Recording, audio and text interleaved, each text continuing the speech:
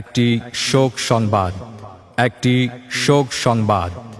আমরা অত্যন্ত দুঃখের সাথে জানাচ্ছি যে সারসিনা শরীফের আমিরে হিজবুল্লাহ, আমিরে শরিয়ত, আমিরে তরিকত হযরত পীর সাহেব হুজুর কেবলা গতরাত 2:11 সময় রাজধানীর সেন্ট্রাল হাসপাতালে চিকিৎসাধীন অবস্থায় ইন্তেকাল করেন।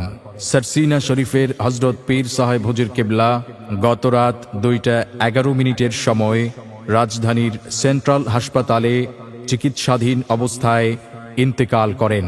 ইন্না লিল্লাহি ওয়া ইন্না ইলাইহি রাজিউন।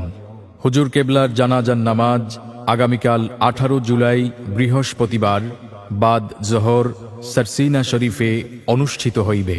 হুজুর কেবলার জানাজার নামাজ আগামীকাল 18 জুলাই বৃহস্পতিবার বাদ জোহর সারসিনা শরীফে অনুষ্ঠিত হইবে।